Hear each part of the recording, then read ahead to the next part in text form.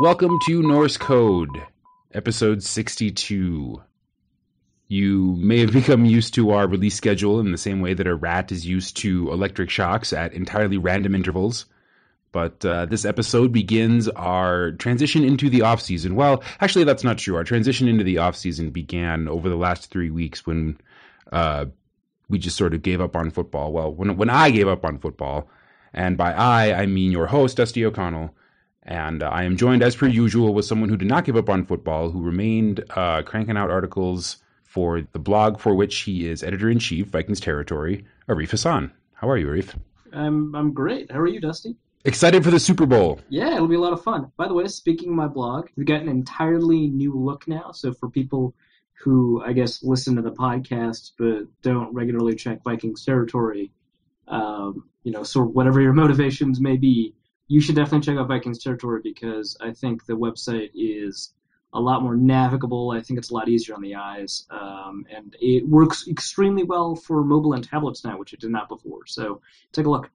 The old site did look a little dated. Yeah. It was a little bit 2003. It kind of looked like old Gawker or old Deadspin.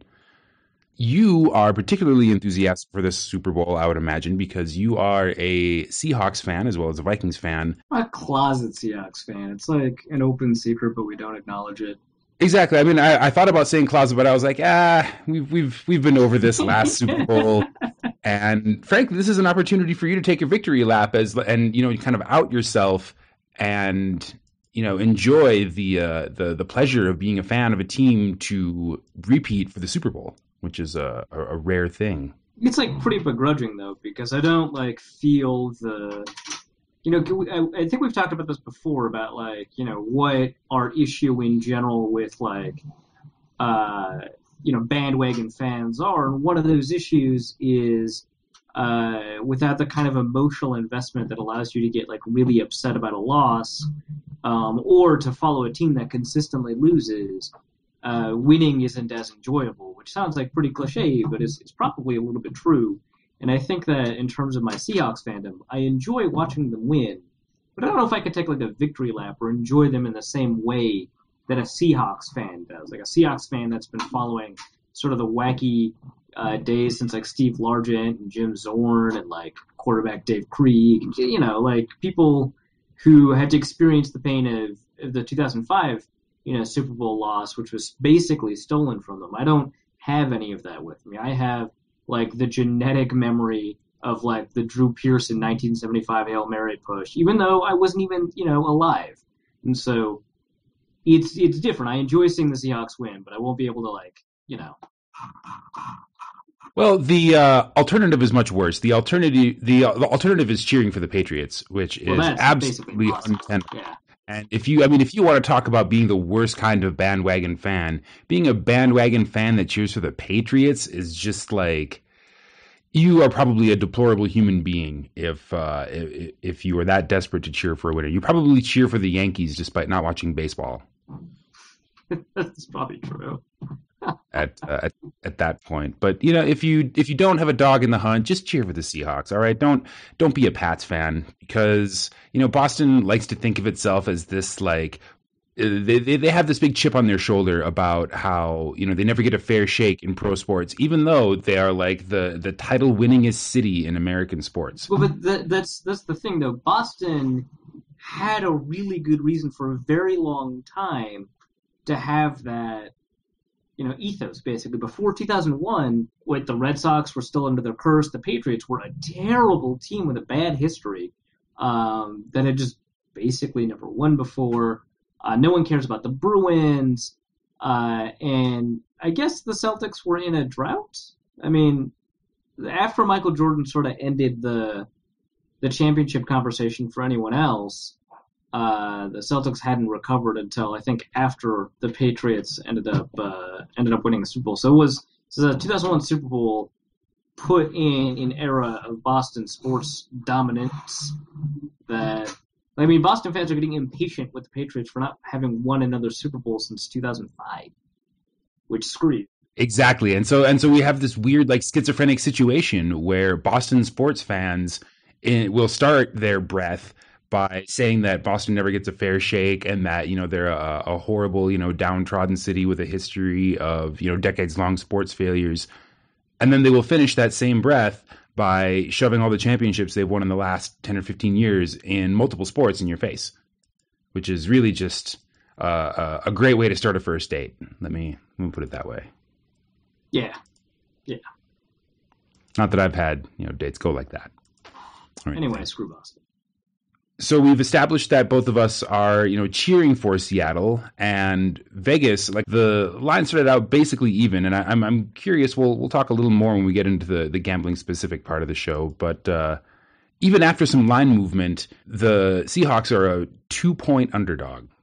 That's a luxury that speaks to the power of parity and, Roger Goodell's NFL or whatever. Would you say that, would you say that the Patriots and the Seahawks are the two best teams in the league this season? And two, do you believe that this matchup is as close as it is being billed? That's tough because both of these teams, I think, are a lot different at the end of the year than they were at the beginning of the year, which wasn't true last year. I think both the 2013 versions of the Broncos and the Seahawks were pretty consistently sort of who they were the entire year. The Seahawks were dominant on defense, and the Broncos racked up points on offense, and they didn't really vary from that too much, and they won a lot of games with a lot of ease. Both of these teams started out pretty bad relative to what their expectations are. And so the Seahawks, I think, started out 3-3. The Patriots had their own issues. And so now when you get into this final stretch of the season, I think there's little doubt that the Seahawks are the best team in the NFC. And then the other teams that you would consider the best in the NFC, like the Green Bay Packers and before the season, the San Francisco 49ers, they didn't really pan out like many thought. The AFC, it's like much harder for me to sort of wrap my head around who those best teams might be. I think the best teams are probably the Seahawks and the Packers, ? But other than that, it's probably the Seahawks and the Patriots. You don't get to see it often, and now we've seen it basically 2 years in a row where the top 3 or 4 teams, they face off against each other in the Super Bowl. And I guess we would be remiss if we did not at least mention it for mockery's sake. How much benefit do you think New England is going to get when it again attempts to deflate balls in order to make them easier to carry and catch? Because they do that, We spent an entire week watching this, scandal unfold, quote unquote scandal unfold, because we had to talk about something other than the Pro Bowl, right? Right. Well, yeah, it's important to talk about things other than the Pro Bowl. And really, I think the biggest problem with Ballghazi was that somebody found a problem. Like, if it wasn't for the ball boy, then this all would have been gone in a day or two. But since the Ravens complained and the league investigation found something, now we are treated to this, I guess, process, for better or worse. Yeah, so I've talked to a couple of people that have better connections throughout the league, and so there's a couple of things about Ballghazi. The first is the more complex the physics are in order to model the real world conditions, the more they sort of vindicate the Patriots, which is kind of weird because sort of you'd think that the simple model of physics should be actually enough, and most of the times it is. That's why you even do simple models. And so when Bill Nye tweets out something or Neil deGrasse Tyson tweets out something, they should get the credibility that they receive for saying, hey, so the weather actually can't explain all of this. But, I mean, there's an article in the New York Times that came out. It's actually coming out tomorrow, but it's published today, about a much more complex model that includes the wind speed at the time. It includes the fact that the ball was wet, which a lot of these other calculations didn't. It understands that the ideal gas law is applicable in that you're measuring a PSI difference, not the actual PSI inside the ball. So the PSI inside the ball is actually like something like 27.2 or 27 or 28, somewhere around there, right? But people talk about it inside the ball as if it's 12.5. The gauge measures the difference in air pressure from outside the ball and inside, and so that changes the calculation in some way. And some of the experiments that are run that take into account, the water and the wind and all that, sort of indicate the Patriots. But even if they didn't, even if like the Patriots, futzed with the ball, I don't care. It's just like there's the argument that the game wouldn't have been any different, or the argument that the Patriots played better after they replaced the footballs.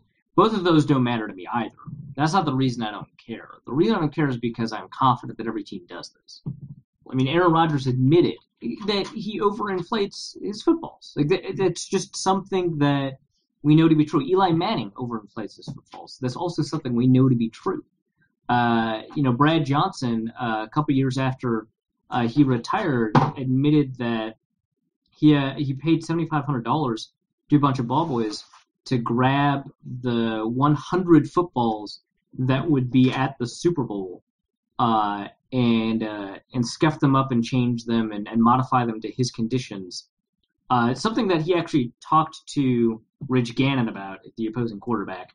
And Rich Gannon was like, yeah, I prefer not to play with new footballs. And so, they illegally modified the football by bribing some ball boys. And he admitted this a couple of years ago.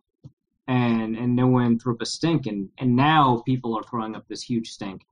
And it's kind of ridiculous. Someone mentioned to me that this might be, and this is someone that I tend to trust in terms of like reading the politics of the league.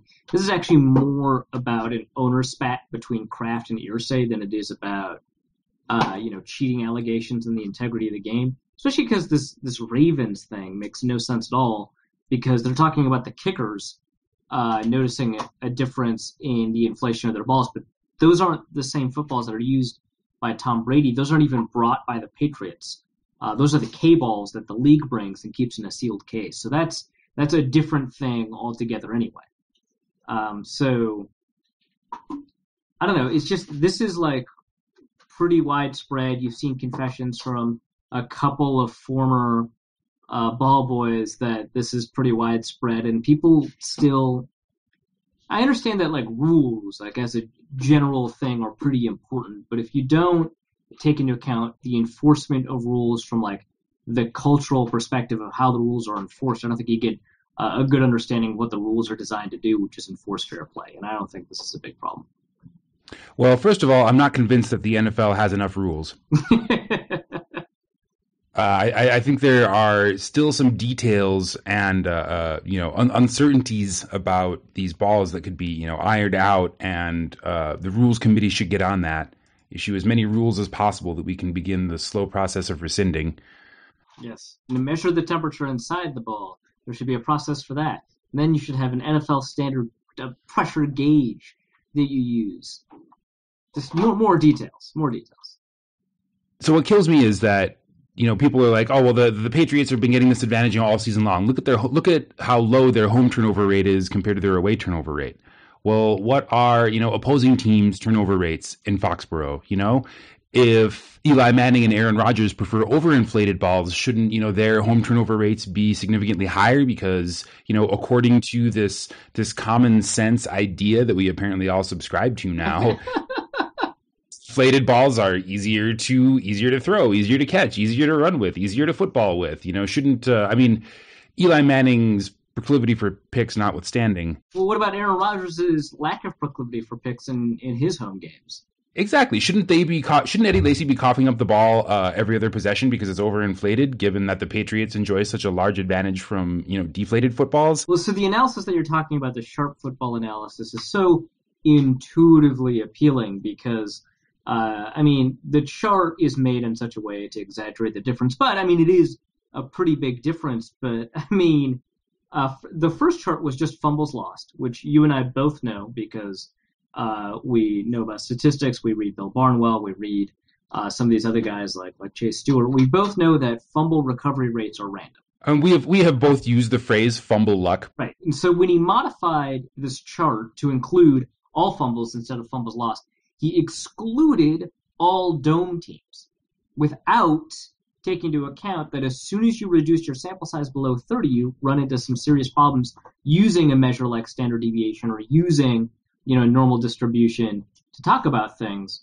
And he doesn't take into account that the kind of data that he was using is not normally distributed in the way that he's organized it. There's a bunch of really good, and I'll take a look at them and link them in the show notes, but there's a bunch of really good arguments about fumble luck and fumbles and the statistical analysis of these fumbles that aren't being taken into account that I find actually super fascinating. But I think one thing that was super interesting is that when you look at fumbles per play, that's normally distributed. But when you look at plays per fumble, which is how he was looking at it, this guy at Sharp Football was looking at it, that's not normally distributed. And so when he talked about the 1 in 16,033 chance or whatever of this happening, he was using the wrong understanding of normal distribution. He was using a z-score for something that's not normally distributed. When you do it the other way around, it's like 1 in 73 times, and that's obviously not nearly as sexy. But when you get rid of all these dome teams, you get rid of all of their fumbles when they play outside. And so it's actually not as impressive. Like, he got rid of dome teams because he said dome teams fumble the ball less, which is probably true because playing in a dome means you don't play in conditions that are conducive to fumbling. But if that is the case, then they should fumble, a lot outdoors. In fact, they should arguably fumble even more because they're not used to game conditions outside in a way that, like, say, the Patriots are. Exactly. You think there would be a big discrepancy between their home fumble rates and their away fumble rates. Right. And so not only is that only sort of true, if you just include their games outdoors, if you just only include outdoor games, right, where weather would play a significant role in fumbling, or if you control and artificially you just oversample the games in domes for Patriots, right, when they play in domes, without accounting for like weather, right? You just say outdoor without accounting for like temperature and precipitation and stuff like that. The Patriots dropped to like third or fourth in plays for fumble, but that's not sexy, and so people don't talk about that. And then the third thing that's like really important is that you don't separate by play type, because if you separate by play type, a lot of interesting things happen. One of the things this guy talked about was that a lot of these players, when they played for the Patriots, they didn't fumble. When they played elsewhere, they did fumble. Not taking into account that some of these guys that fumbled more on special teams, where you have the K ball, and where so the Patriots special teams fumble rate shouldn't change because they use the same K ball that these guys that are fumbling outside of the Patriots are fumbling with. But they had more special team snaps, and they had more special teams fumbles. And that's not related to anything regarding ball deflation for the Patriots. And so they don't take that into account. But when you take into account play type, you're not taking into account the fact that Tom Brady and Peyton Manning, who both lobbied for the rule change that allowed them to, take their improperly deflated footballs with them to away games, you're not taking into account that they get rid of the ball in under 2.5 seconds on average. And so there's not a huge possibility for them to fumble the ball in the pocket as a result of a sack. So when you sample, or when you actually just get rid of passing plays, because Tom Brady and Peyton Manning, and in this case, more relevantly, just Tom Brady, they don't fumble the ball all that much because they get rid of the ball really quickly. And they have like giant hands and they have good pocket awareness and stuff like that. But, they don't fumble the ball a lot. When you get rid of that, the Patriots, like fumbles per rush play when compared to or oversampled teams in domes or the rest of the league, they dropped to like fourth or fifth. Like it's not interesting anymore. And nobody has proven that deflation causes fumbles anyway. And so, or deflation prevents fumbles anyway. And so all of the statistical analysis is just, this week has been a week where you really have to build good models because these simple models aren't working. Well, I think actually, perversely, that is kind of the reason that this has, I guess, taken off with the public to the degree that it has. Is, it's easy for, Joe football fan to just think for a second about of football's physics and be like, oh yeah, if I could just squeeze it a little bit, man, last time I threw a football out in the backyard, it kept bouncing out of my arms when I was, trying to catch it badly. If it was a little bit deflated, maybe it would stick better. Maybe if I could, squeeze it a little bit, I could throw it further because I'd have a better grip on the ball. And people just kind of intuitively gravitate towards that understanding of the way footballs work. And after that, no further statistical analysis is needed. They've already got their foundation for why, Tom Brady and Bill Belichick are cheaters, or why, if you're a Patriots fan, the Patriots are the most, put upon team in the NFL and they're being singled out by the league. And, my suspicion is you're correct, is that this is actually a proxy tiff among owners. I mean, the only person who really likes Robert Kraft, I think, is Roger Goodell. And Roger Goodell really likes Robert Kraft. Roger Goodell is such a huge fan of Robert Kraft. Also, perversely, I think the Giants owner likes Kraft as much as the Giants and the Patriots hate each other, and Giants and Patriots fans hate each other, as they should, as God intended. The owners seem to be pretty good friends, but that might be it. It's like Robert Kraft, the Mara family, Roger Goodell just kind of hanging out and doing what old white people do when they party. Drink expensive wine? Breaking his Xanax in half. No, Irsay wasn't invited. Zing. Well, Irsay also wouldn't break him in half. That's probably why he wasn't. Oh, that's true. I think the name Ballghazi is a way better name than Deflategate for this, manufactured scandal, because Benghazi was also a manufactured scandal that did not stand up to rigorous statistical scrutiny and instead relied upon the intuitively, good and dangerous sounding rhetoric that surrounded it. I won't comment on that because this is a football podcast, but I will say that the last Gate scandal involving the Patriots was also arbitrary and contrived. The Spygate thing makes no sense. People can't even explain to you what competitive advantage the Patriots gained through what they were accused of and therefore lost draft picks for in Spygate. Well, it's basically like another angle of game film, right? Yeah, except recorded at practice. Yeah, like they so the quote is they were caught filming defensive signals, when really the violation was they were caught filming defensive signals from somewhere in the stands instead of in the predetermined location where you can film defensive signals. Like, okay. Your camera was in the wrong place. $250,000 fine or whatever it was. And a draft pick. It was a draft pick, yeah. Goodness. That's classy. But no, and Ballghazi is just funnier to say than Deflategate. Oh, and so much funnier to say. How so Watergate was 73, right? I think so. So approximately 73. So just, napkin math, that was 42 years ago was the 72. 72. So 43 years ago was about the incipient use of, Gate to describe a scandal. And in this case, it described the Watergate Hotel, where it turned out that Nixon's illegal spy cronies were staying and had bugged the Democratic National Convention. 42 years, and we are still trotting out that same tired trope for not even any scandal in American politics, which they still do and is equally exhausting, but any American scandal anywhere immediately gets Gate appended to it. And the normally insufferable Greg Easterbrook, I have had enough. Right. It's weird because you're right, it happens outside of the United States. We just do Mediagate or Anchorgate. What? Why is how is that a thing? What? It doesn't make any sense. Yeah. But yeah, if you the Wikipedia has a list of scandals with the gate suffix. Because of course it does. Right. And so the CIA leak scandal was often called Plamegate for Valerie Plame. Ugh. Right? It's yes, it was terrible. It's endemic. We can do better, America. We can do better, world. There have been other scandals, and maybe we could actually start calling scandals things that are descriptive of the scandal. Exactly. Maybe a clever, cultural reference or historical throwback rather than just, mindlessly appending the word gate.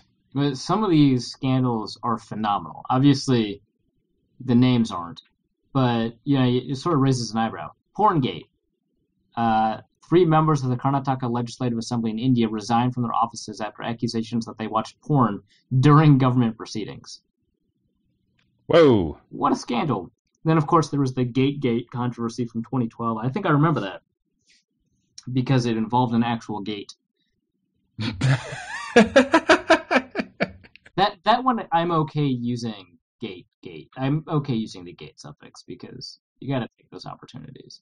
I am willing to give Whitewatergate, the scandal from the 90s, right, where surrounding investments that Bill and Hillary Clinton made in Whitewater real estate or something, because I support the liberal use of portmanteaus in daily language. And yeah, you get, when opportunities like that present themselves, you got to take them. Right. But for the most part, just no. Oh, there's another Spygate, also in 2007. Allegations of espionage in Formula One racing carried out by members of the McLaren team. I read about that in Sports Illustrated or something. I guess cheating is just part of racing, so you should stop caring. Well, I think the thing about racing is that the engineers that build rally cars and F1 cars consider the relatively immutable laws of physics to be merely a suggestion. And when the process that builds the vehicle that makes the race happen contains such a cavalier and wanton disregard for the rules of reality, then spying and cheating is just kind of par for the course. Right. So now that we have successfully delivered a moderately hot take on Ballghazi, a whole cottage industry has sprung up. Yeah, the guy from the physics of baseball was like, yeah, so people want to talk to me again. That's kind of weird. I know. He was like, I thought I still had 2 more months. I was just getting ready for spring training. Yeah, he was like, the last time the media wanted to talk to me was when someone accused Sammy Sosa of having a corked bat. So, this is interesting.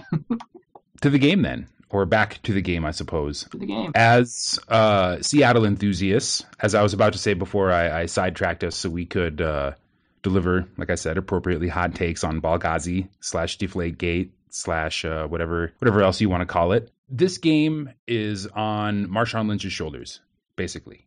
If you are a Seattle fan and you want Seattle to win, then you need Marshawn Lynch to have an amazing game. And I think there is a strong case to be made that he will.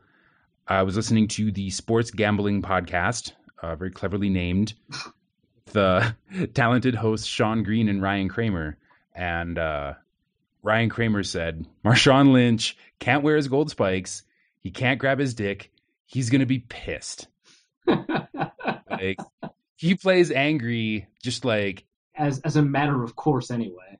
Yeah, exactly. And the Seahawks do, as a team, they just come out and play angry. But the league has already, it's like Marshawn Lynch is the class clown, and there are already specific rules for the school assembly that are about him and things that he's not allowed to do. No, that's a perfect analogy. No, that's great. Yeah, no, the NFL is the high school principal that's now you can come to the assembly, but you're not allowed to do this, or this. This specific thing you've done in the past. Everybody. Exactly. So I would love for him to score the winning touchdown in the waning seconds, knowing that it's in the waning seconds, and therefore a penalty is not going to matter, and then just grab his dick as he's riding into the end zone. Well, you would, if you believe that will happen, then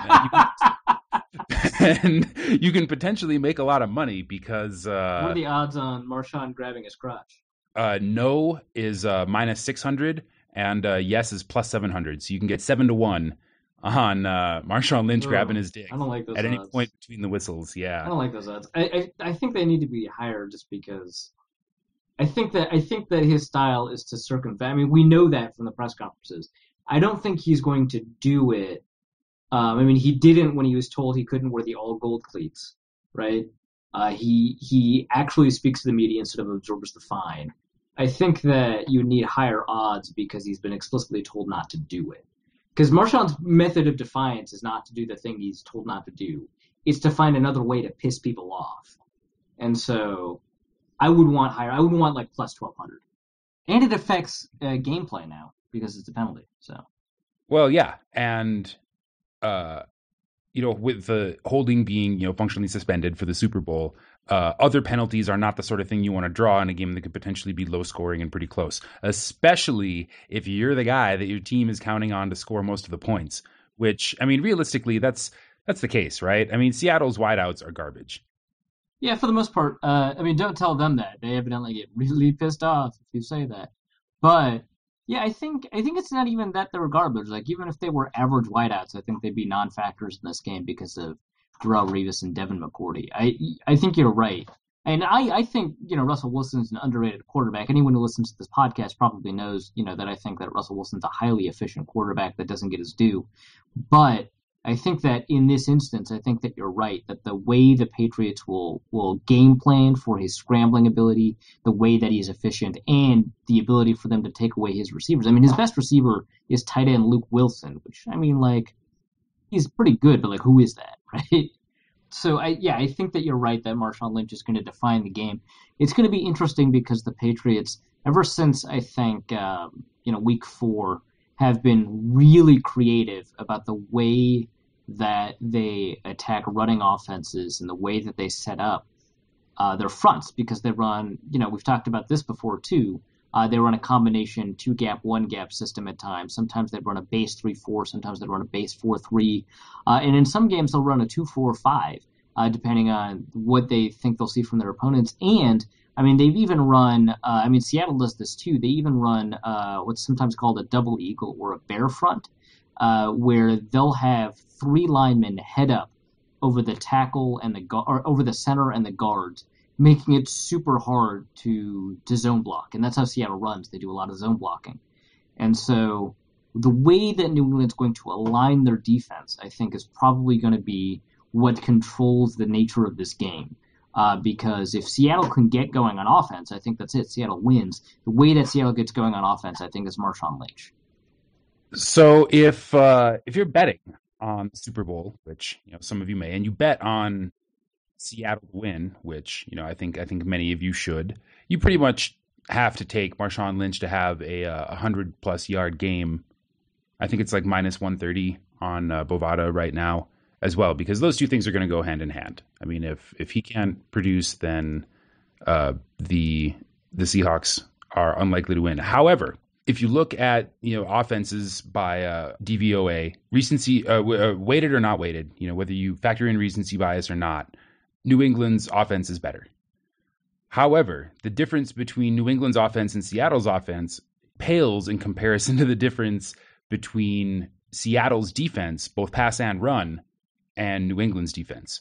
Like, Seattle's defense is significantly better than New England's defense, and the gap between that difference is larger than the gap between their offenses. Yeah, we've used this language to describe other matchups in the past. I agree with you.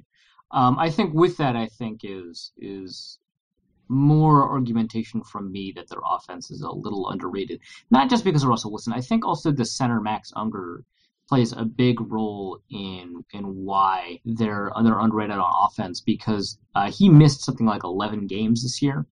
And that's pretty significant because he's the best offensive lineman that they have. And aside from when Russell Okung is healthy, he's the only good one that they have. And it turns out that their DVOA in the run game without him is something like 22%, which is still number 1 in the NFL.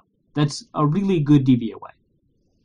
With him, in like the 7 games that he's played, including last, or 2 weeks ago, I should say, they're like plus 40%. It's incredible. It's stunning. And it is how they're probably going to have to win. And so I think that if you close the gap between Seattle's offense versus New England's defense in your analysis, and take into account that Seattle's defense is still one of the greatest of all time. In fact, there's a really great piece on Football Perspective that I should link that talks about how, from a certain perspective, Seattle's 3-year run from 2012 through 2014 is the best 3-year run of defenses of all time. I've written about this before, but I think that the 69-71 Vikings are in the conversation. And by another perspective, actually, the 69-71 Vikings are the best of all time. The point is, they're all time good. Patriots offense is not all time good, right? And so I think that when you take into account that that gap exists, and then you sort of close the gap in terms of analysis between the Seattle offense and the Patriots defense, I think to me it's clear that the probabilities are aligned with Seattle. And actually, for the most part, we're going to talk about the line movement, I'm sure, but for the most part, Vegas did agree. The odds makers did set an initial line that had the Seahawks as the favorites by 1.5 points, but there was so much movement that the Patriots ended up being favored by 2 points, which is an extraordinary amount of movement. It's a huge error on Vegas's part in terms of predicting the market. But I think that Vegas was ultimately correct when they initially set the line, maybe even underestimating the Seahawks. And because the big bets were made early, Vegas actually stands to lose a bit of money. Unusually, they stand to lose a bit of money if the Patriots end up winning. But I think that for the most part, these models definitely, which don't even take into account, like you said, some changes in personnel and recency bias, or they don't know how to properly take into account recency bias. I think that they favor the Seahawks, and I think that they favor them by a little bit more than 1.5 points. So I would definitely think that the Seahawks should be the favorites, even though the Patriots are the favorites. So much of the world is just like kind of unconsciously in the tank for the Patriots, I feel like. And I'm not just saying that because I'm a massive Patriots hater, but like but look, if you go on Bovada, there are a handful of coach props. One of my favorites, will Bill Belichick be caught on camera smiling during the course of the game? That's a good one. There are no props about Pete Carroll specifically. He only appears in ones where Bill Belichick is the other choice, and Pete Carroll is always the underdog. Of course. I mean, Bill Belichick is probably a better coach. He is a better coach than Pete Carroll, but I think that's the wrong way to view this game. Well, that's true, but he's not like, he never set out to be a media personality, and yet here he is gathering all the attention from all the prop bets. And you listen to the talk about the game this week, and it's like people are already hesitantly tiptoeing around the word dynasty with regard to the Patriots, and Brady has a cold, but he'll be ready to play, and the New England game plan is going to be really simple. They're just going to load the box and crush Russell Wilson and make him throw 5 picks instead of 4. Which, by the way, if you think Russell Wilson has it in him to throw 4 picks again, then you can also make a pretty nice long shot bet. Yeah, a really nice long shot bet. But that's probably never going to happen. That was like the worst game Russell Wilson has ever had as a pro, and I feel like it's unlikely he repeats that performance in the Super Bowl. The conversation has been, they're gonna load the box, and then when they get on offense, Tom Brady is going to throw at least 2 touchdowns. LeGarrette Blount is going to run for at least 1 touchdown, and the Pats are going to roll. And I just don't see that happening. I mean, rush touchdowns are not an easy thing to get, especially against Seattle. Mike McCarthy had Green Bay kick field goals from the 1 twice, which that may have been partly on Mike McCarthy, or mostly on Mike McCarthy, but still the Seahawks defense was able to stop them literally at the goal line twice. I mean, LeGarrette Blount is good. He's a big guy, but I mean, don't miscount or don't discount the possibility that Josh McDaniels will send what's the other guy's name? Shane Vereen, the little guy, the 180-pound running back up the middle. that could be Josh McDaniels' idea of a trick play. Yeah. So there's that. And another interesting thing I noticed as I was looking through all the player props is that Tom Brady, you get minus odds if you bet on Tom Brady to throw at least 1 touchdown. I think you get plus odds if you pick him to throw 2 or more. LeGarrette Blount is also a minus odds for scoring at least 1 touchdown, but every receiver, every single one, including Gronk, on the Patriots is plus odds to receive a touchdown. So it's like he's going to throw the ball. Like the underlying assumption is that Tom Brady is just going to throw the ball and the Patriots are going to win. But 1, who's he going to throw it to? And 2, when he gets picked off, who's going to stop, Richard Sherman or Earl Thomas or Cam Chancellor? Or I guess Cam Chancellor isn't really a pick-off kind of guy, but I mean, you know what I'm saying? Like, how are they going to account for the defense? Like, all of this talk about the Patriots doesn't account for the phenomenal, historic strength of the Seattle defense. Yeah, no, absolutely. It's when you talk about the way the Patriots game plan. Because there's a bunch of different approaches to game planning. They can be broadly sorted into two categories. The first is play to your own strengths, and the second is to play to your opponent's weaknesses. And from both perspectives, I think there's an issue for the Patriots. Broadly, the Seahawks don't have a weakness, right? They have, in terms of DVOA, their defense against the pass is third, and their defense against the rush is second. So they don't really have a weakness there. I think in terms of sort of talent evaluation, skills matchup, and schemes, I think that they've got the best passing defense in the NFL, even after you account for like sort of the strength of opponent and the way that you break down film, and a top 5 running defense for sure. And so I don't think there's any real way that you can say that the Patriots will be able to game plan in a broad sense in the way that they've been able to get away with in the past. Bill Belichick is still famous for his game plan against the Rams and Marshall Faulk and Mike Martz in the 2001 Super Bowl, and it was a phenomenal plan because it hinged entirely on taking out Marshall Faulk and not ignoring, but paying a lot less attention to sort of the passing game that was getting so much attention. The record-setting passing game.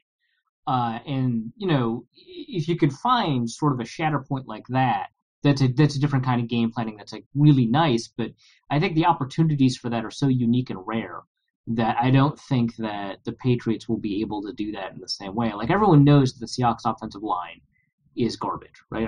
That's not a surprise. Everyone knows that the Seahawks receivers are not that good, right?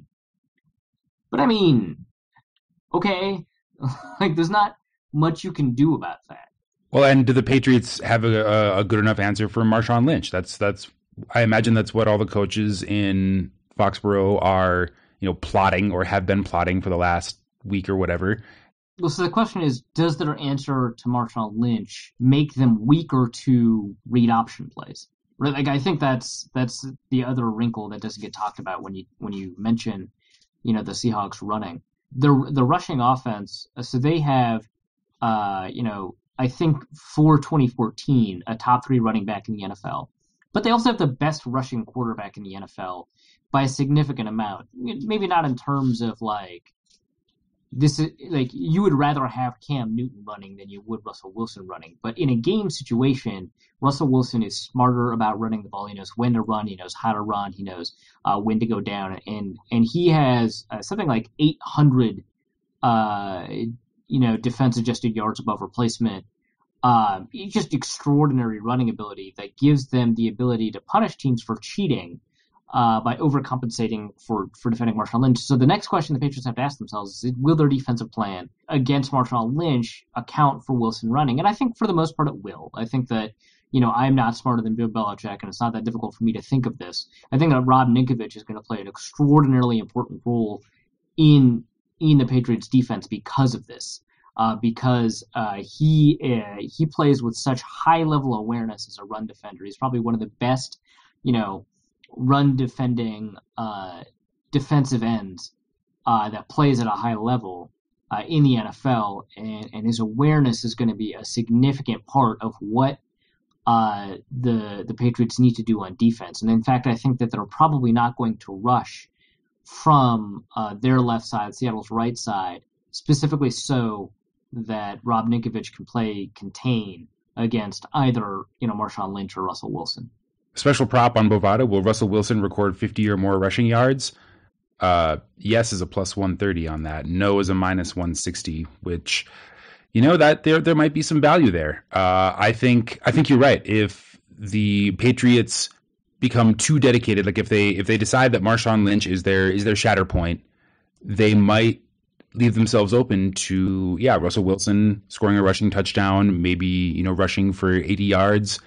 He's the master of pulling, 9 or 10 yard runs completely out of his ass when he sees defenses break down. And for his age and everything, he is like really, really, really good at that. Yeah, actually, so Brad Davis, who actually it'd be really nice to get him on as a guest at some point if we can.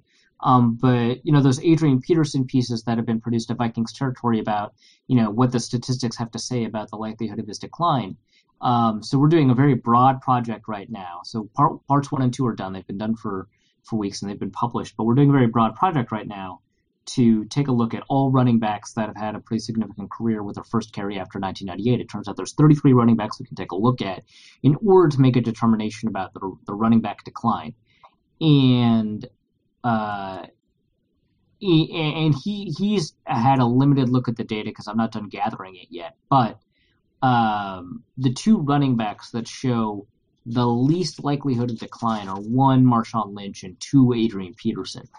And that's pretty huge, considering, especially because the way that Marshawn Lynch runs is slightly less beholden to decline because it relies so much on his supernatural balance and inhuman ability to adjust his body to stay on the ground, as well as an extraordinary amount of power and leverage. And I think that one thing that gets lost in Marshawn Lynch is that his technique as a runner isn't just really good, it's really unique because his running style is, I don't think anyone else has replicated it that I've ever seen, college or NFL. Like the way that he steps outside, it makes it look like he's always cutting. That sort of stuff, that's not stuff that's going to age a lot. And then he also has a really well-built body and all that. He's not built on speed, which is one of the first things to go in the aging process for athletes. So I think that makes a lot of sense. And I think that for someone of his age, I mean, when you say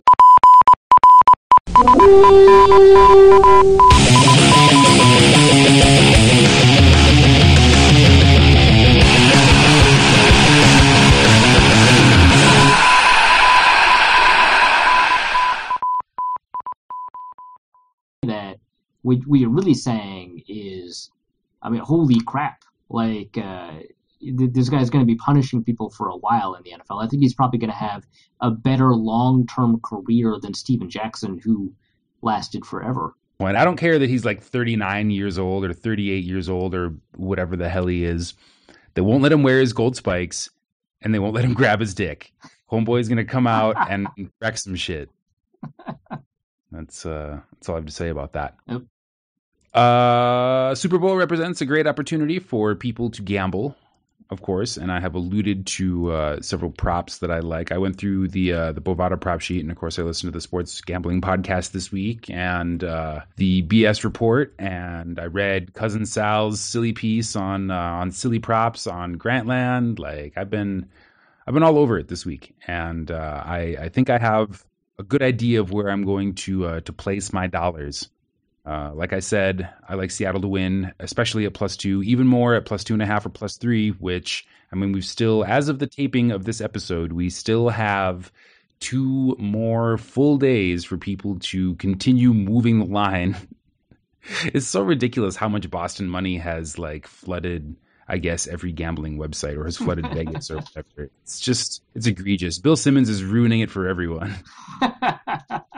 And consequently, like I mentioned, I would take Marshawn Lynch to have over 100 yards rushing at like -130. If you think the Patriots are going to win, pretty much have to take Tom Brady for MVP. I think if you think Seattle's going to win, then Marshawn Lynch should be your MVP pick as well. I think Russell Wilson would have to have. I don't think Russell Wilson has a very good chance of being the MVP.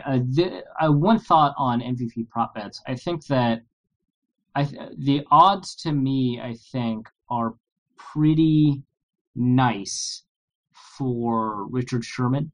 They're 25-1 on Bovada. If you think that he has a more than 4% chance of winning the Super Bowl MVP, and I think that he probably does, I think that's a pretty decent bet. I don't think he will be, obviously, but I think that there's a more than 4% chance. And actually, I kind of like Rob Gronkowski. I know that quarterbacks tend to win them, but I mean, Santonio Holmes won it pretty recently. Malcolm Smith won it pretty recently. So I mean, I think the Gronkowski odds and the Richard Sherman odds are pretty good, and I would take them. I think the Russell Wilson odds are bad. like you sort of mentioned.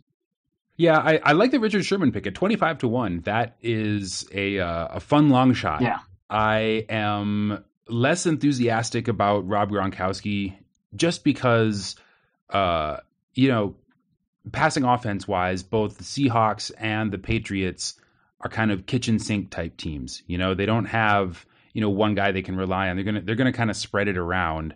And my sense is that a player is more likely to be named MVP, one, if he's Tom Brady, just by virtue of being himself, and two, if he's the guy, throwing 2 or 3 touchdown passes to 2 or 3 different receivers, rather than, being one of the receivers who caught one pass for a touchdown.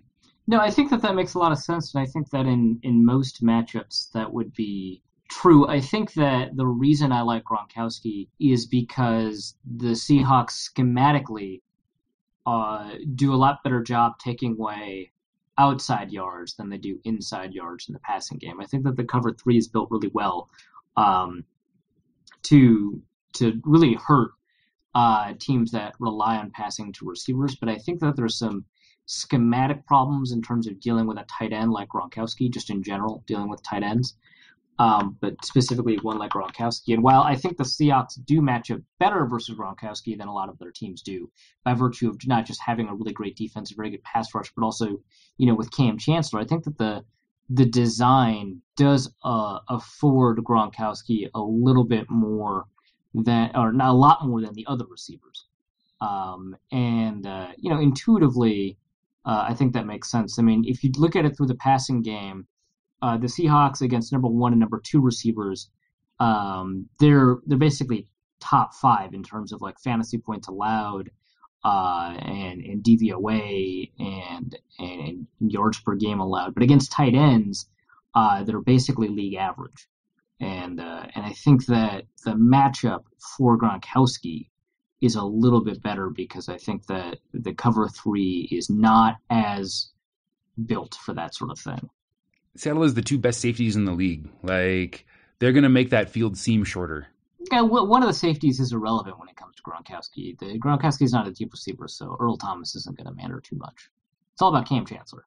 And, I mean, I've seen Cam Chancellor blow up tackles in the run game. Like, obviously he has a lot of talent, physically speaking. He's like a 220-pound safety that plays like he's a 250-pound linebacker that runs like he's a receiver. Like, he's insane. But I still think, and I'm not saying that Gronkowski is going to be the MVP. I think that the odds for his MVP-ness are favorable. I like to throw out a couple of bets every Super Bowl that would just be, fun to win. And when I saw that you can get 10-1 on Tom Brady's first pass attempt being picked off, I thought to myself, the only thing that would be better than seeing Tom Brady's first pass attempt in the Super Bowl get picked off would be seeing that happen and winning $100. That's amazing. So you can rest assured I will be throwing $10 down on that. Not expecting to win, but if I do win, I will be, regardless of the result of the game, I will be a happy boy. Yeah, that's pretty great. I have a question for you about the Seahawks, given that you are a closet fan. To your knowledge, how likely are they to defer receiving the ball until the second half when they win the coin toss? Are they a taker or are they a giver? I don't know. I wish I kept better track of it. I mean, the Patriots are a giver. They love deferring. Yeah, Patriots would never take the ball in the first half if they had a choice. Seahawks, I don't know. If I'm the Seahawks, I'd want the ball because I feel like any defensive team that has a good running game should want the ball because increasing the odds that you score first is always good for a defensive team. Well, and that's exactly why I asked, because if the Seahawks, I mean, even if they just display less defer tendency than New England, I like Seattle to score first and Marshawn Lynch to score the first touchdown. You don't get the best odds on Marshawn Lynch scoring the first touchdown. I believe it is 5.5 to 1. Okay. You can get, here's some other good prop bets. Will it be mentioned during the game that Pete Carroll was the last head coach of the Patriots? I mean, the odds for yes are not great. They're minus 200, so bet $1, win 50 cents. But I still think you take it. That's almost a sure thing. I mean, that's not quite as sure a thing as Anthony Kiedis performing shirtless, but Oh my God, that was the greatest prop of all time. that was the dumbest. Why would whoever came up with that had never heard of the Red Hot Chili Peppers? It was so good. I made so much money off of that one. I have a cross sport pick. There is. Picks. I generally do too, mainly because they're confusing to keep track of and hard to explain to people. Like, having said that, there is a UFC event, I believe it's the day before, where Anderson Silva, possibly the greatest welterweight mixed martial artist in history, is making his return against Nick Diaz, who is like he's an excellent fighter, but he is much better known for having a bad attitude and just being impossible to knock out, rather than being a champion or a really talented fighter. Anderson Silva is heavily favored to win this match, and I fully expect that unless somebody shatters his... He broke his leg? Wait, broke is the wrong word. Shatter, yeah, you're right. Yeah, after his leg exploded and he shrieked like a banshee in pain. This was one of the only UFC fights that I've watched live in the past year and a half or 2 years or however long ago it was.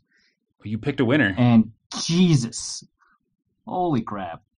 No, this is his first fight back since then. And I guess we will see how well surgically repaired his knee or his leg is. I imagine it's probably fine. He's probably been doing kicking drills this whole time.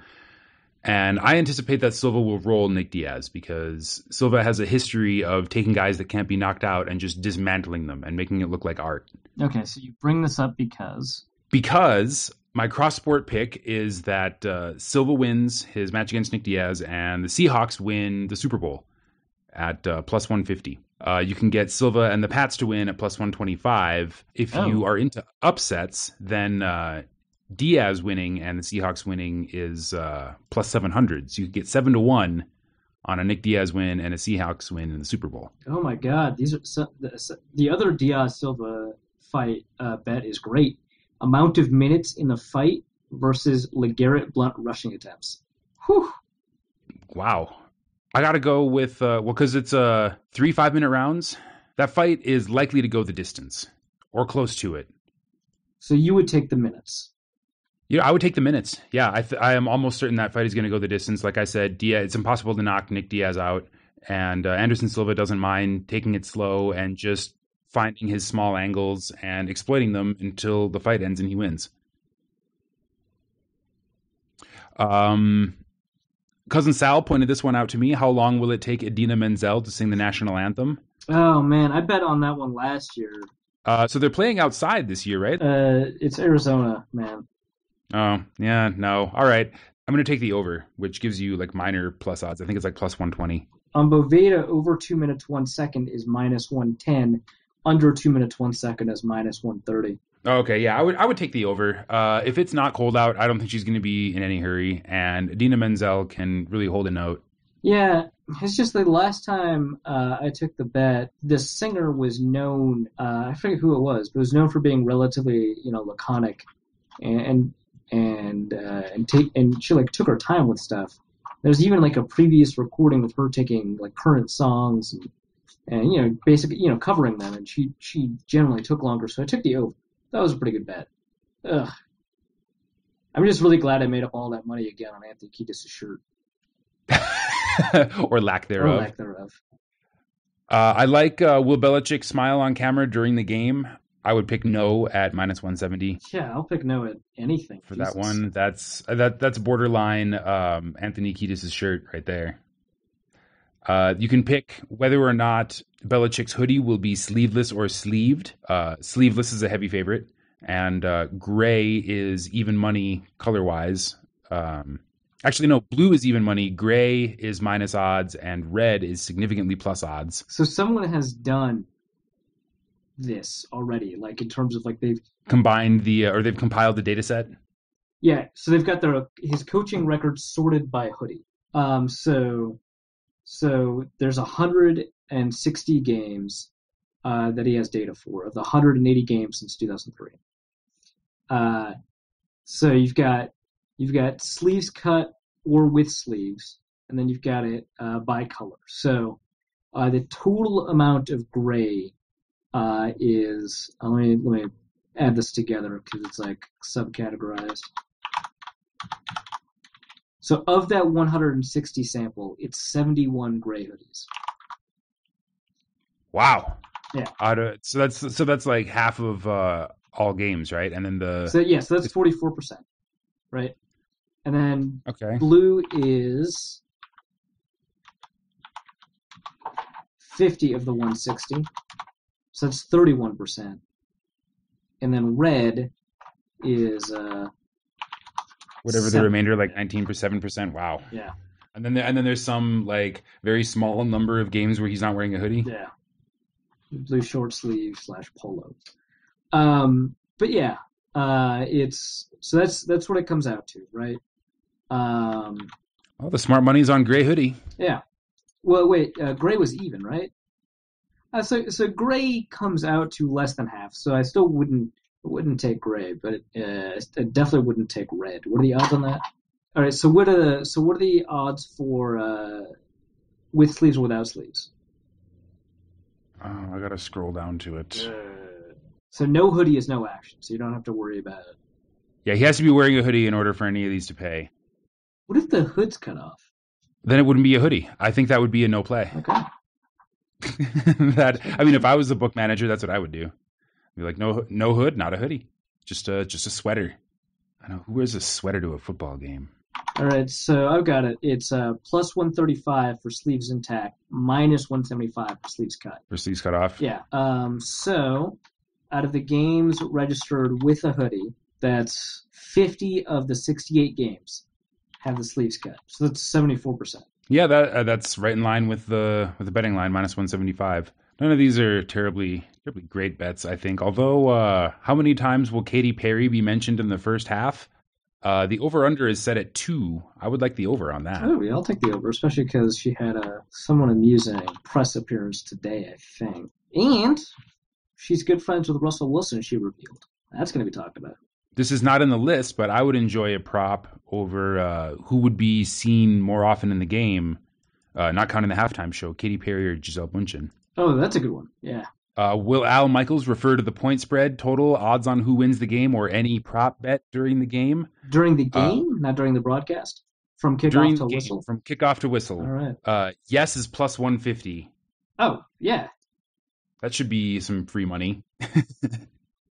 Are you writing all these down to see if like our random props will pay out? Yes, I have a list here. Perfect. So we're taking that one. I'm just going to assume that I'm betting 10 jermajesties on each of these props, and we'll see how many jermajesties I come away with. We got the Nielsen rating of the game at 47.5. I don't know what that means. Oh, the over/under for the game itself is 48. You got to take the under, right? You think? Is New England going to score 3 touchdowns? Probably not. Is Seattle going to score 3 touchdowns? I mean, maybe, but their offense won't. Their offense might only score 1. You know, their defense might score 1 or 2. Yeah, I would take the under. You're right. Any other particular props that you enjoy? That's pretty much the end of my list. I mean, there's the standards. I mean, I'm a heads guy when it comes to the coin flip. Heads got so much action that they're considering changing the odds just to get even money. I love it. I think it's because Cousin Sal wrote something about how the last 5 Super Bowls were all heads. That's so stupid. I know. So the Daily Norseman took some of the prop bets from Sportsbook Review. So we took ours from Boveda. There's some other ones that are pretty interesting. What hair color will Katy Perry have to open her song? Brunette/black is minus 200. Purple/blue is plus 250. I think that's probably the best money. Red is plus 450 and blonde is plus 700. I like purple or blue. Yeah. I think there might be some Seahawks pride happening. Yeah. Oh, yeah. Perfect. Let's put that down. Put 10 jermajesties on that. Which song will Katy Perry begin her set with? Obviously, I wouldn't take a bet on this one, but the choices are I Kissed a Girl, minus 120. That's the favorite? Really? You think it'd be like Roar or something. Absolutely not. There is no way the NFL would approve that song for a halftime show. I imagine they're already thinking about the FCC complaints. So Firework is plus 800, probably because people expect her to finish on that. Roar is plus 200. California Girls is plus 300. Dark Horse is plus 500. Probably not Dark Horse. Yeah, probably not Dark Horse. I think you're right. I think she ends with Firework.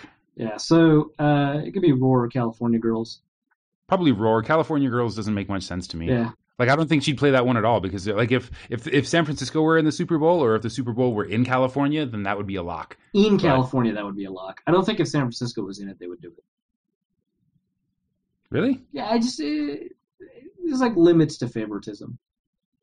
I suppose they don't want to seem like obvious homers. Yeah, and then the field is plus 150. All of are there other Katy Perry songs? I'm sure there are. Does anyone care about them? Well, I mean, presumably she's playing them, so someone does. Will Katy Perry and Lenny Kravitz kiss on the lips? Oh my god, that's such a middle school bet. What? No is minus 500. Yes is plus 350. Those are terrible odds. Yeah. Oh my god, what product will be the first to air after the first play of the first quarter? Oh my god. That's great. Budweiser/Bud Light is minus 120. Doritos plus 275. Toyota plus 400. TurboTax plus 650. BMW plus 700. Lexus plus 1200. None of these minus 200. Bud Light's actually pretty easy money. Yeah, that seems like Bud Light and Doritos seem like obvious front runners for that one. Minus 120 doesn't seem like enough of a penalty. Well, what do you think the actual chances are? Are they a 2-1 favorite over the field? I think they're more. Well, the real question is, are they a 1.5-1 favorite over the field of all other ads? Because if they are, then yeah, that's free money. Yeah, I'm thinking they should be like 3-2 favorites, like a 60%.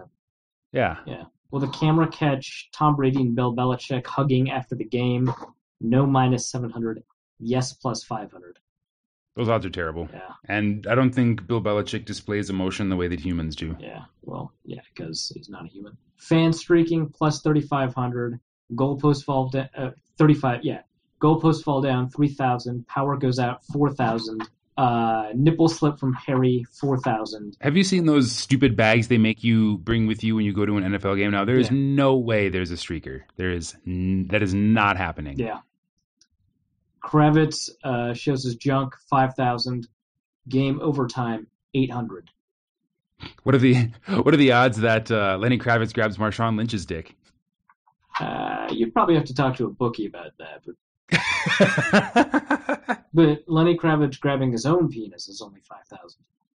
Or not 5,000 to 1, it's plus 5,000. Sorry. Yeah, no, I would say that it's maybe 10% as likely that Lenny Kravitz gives Marshawn the old cup check, I guess. Wait, so will Marshawn get fined if a different Seahawks player grabs his junk? Marshawn's or that player's own? Well, yeah, if someone else grabs Marshawn's dick after, yeah. Does he get fined? Does the player get fined? And do the Patriots? I imagine they both get fined, and Seattle probably loses a draft pick. Seattle loses a draft pick. But you can see that happening, right? Like, yeah, no, I could totally see that happening. The integrity of the game was overshadowed by a heinous and disgusting act. Who will be shown more on TV during the game? Robert Kraft or Paul Allen? Kraft. What are the odds? Kraft is minus 300. Allen is plus 200. Oh.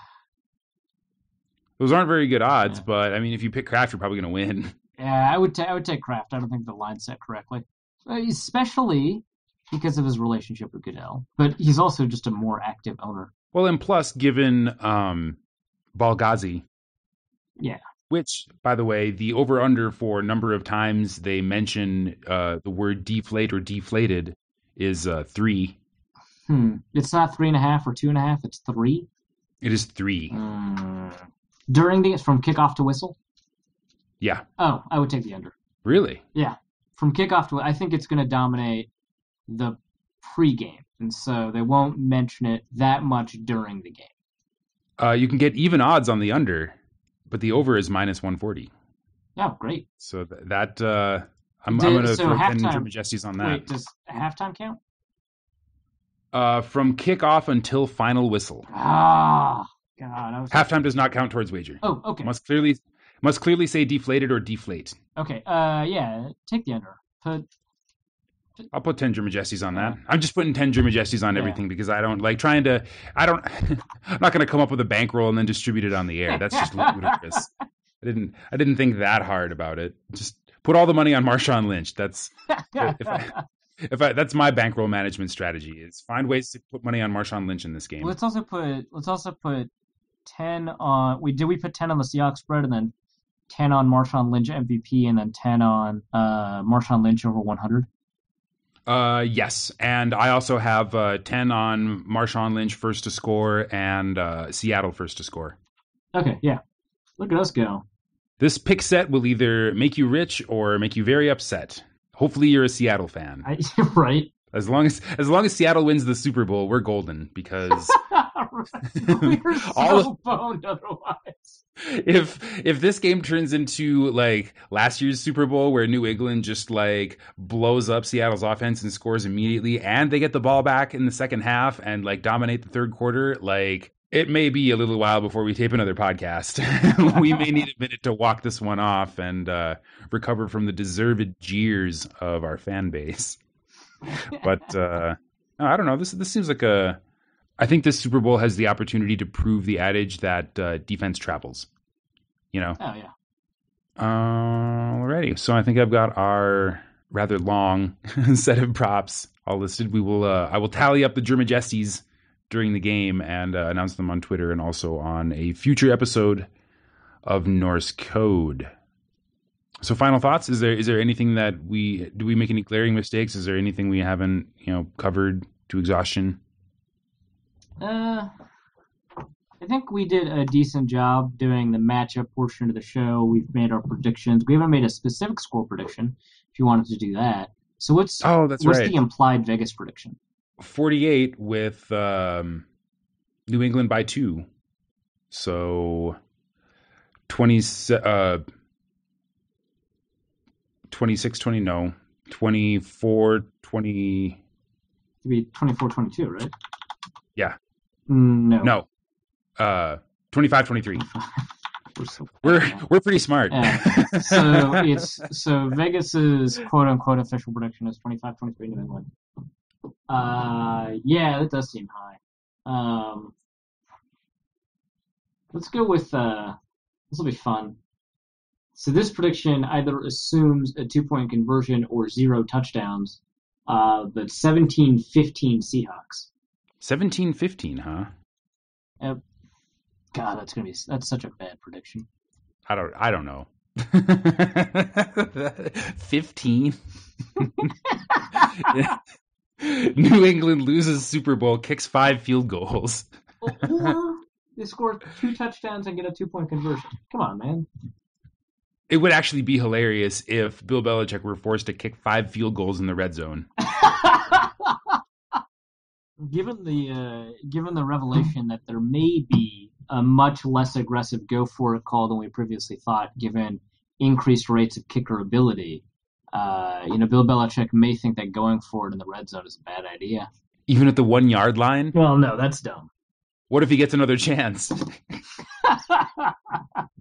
Oh, boy. I'm going to go with a much more reasonable score prediction.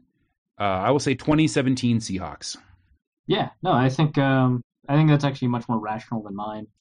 But I mean, we both felt really good about my NFC Championship score prediction, and I was way wrong. Everyone was way wrong about that game. So we learned that Richard Sherman and Earl Thomas are fully healthy this week. So I thought that the MVP odds for Sherman would decrease from 25-1, but that line still hasn't moved. Maybe because of news about his baby. But it's just really weird because, injury updates tend to move these sorts of things. And the injury updates should have moved the Seahawks defense in favor, moving, us to a lower over-under, and it didn't. I'm telling you, man, it's all that Boston money. All those douchey Boston fans are putting their thumb on the scale so hard that it is making Seattle seem like they are not going to win the Super Bowl, which they are. They totally are. So that's the end of the podcast, guys. Exactly. That is our official prediction for Super Bowl. What is this, 49? Yeah, it's XLIX. XLIX. Super Bowl XLIX. The Seahawks are totally going to win. You heard it here first on the number one podcast for your Minnesota Vikings, which actually, even though there are so many Vikings podcasts now, I think, not that the community can't sustain it, and they all bring something a little different to the table. So I believe that there is room for us all. But having said that, I still believe that, in terms of listener dedication and, amazing analysis and the ability for one host to make the other laugh, there is no contest. Norse Code remains the number one podcast for your Minnesota Vikings. According to our metrics. According to metrics that I just made up and did not compile any data for at all. I feel like Ted and I make each other laugh a couple of times. That's fair. And they're just getting their feet wet. They just put episode 3 in the can, and this is episode 62, which look at frankly us go. Astonishes me. We've somehow managed to do this like literally 60 other times. Well, more if you count all the half episodes, right? 30.5. Yeah, we're actually probably closer to like 80 episodes. Yeah. Wow, that's impressive. Well, thanks again to all of our listeners for putting up with us. Hopefully this episode will make it all worthwhile when you go out and follow in our prop betting shoes and move the line back to something a little bit more reasonable on some of these bets. Make sure that you check out our website, norsecodepodcast.com. It is also responsively designed, so it'll work great on your mobile or tablet device, just as well as on your desktop. Just like the Vikings Territory website, where you can find Arif's latest work. It's turning into mock draft season, so of course we will be digging into that in the next episode or two, along with some other kind of Vikings precap for the next season stuff. Daily Norseman, of course, has Roughing the Podcast and Norse Code and lots of other wonderful Vikings-related analysis and links. Are you doing anything for Daily Norseman anytime soon? We'll probably have to wait until the draft. We'll see. That's like I really feel like that's more of a draft and then training camp sort of situation for you, right? Yeah, that's usually when I contribute. And then Vikings Territory is more for the analysis type stuff. Yeah. Well, there you go. You can find Arif on Twitter at Arif Hassan NFL. You can find me on Twitter at Dusty O'Connell. You can find the show on Twitter at Norse Code DN. There will be some attempt at live tweeting this Super Bowl. Of course, Arif lives on Twitter. Even during the show, he tweets, and like while we're taping. And so I anticipate there will be plenty of Super Bowl Twitter action happening from Arif. And I believe James and I will attempt to tag team the Norse Code Twitter account for as long as we can take it, or until one of us has drank too much and the other one is rescuing a crying child. Which one will be a mystery until the next episode of Norse Code. But until then, our formula is this: Christian Ponder sucks. We'll see you next week.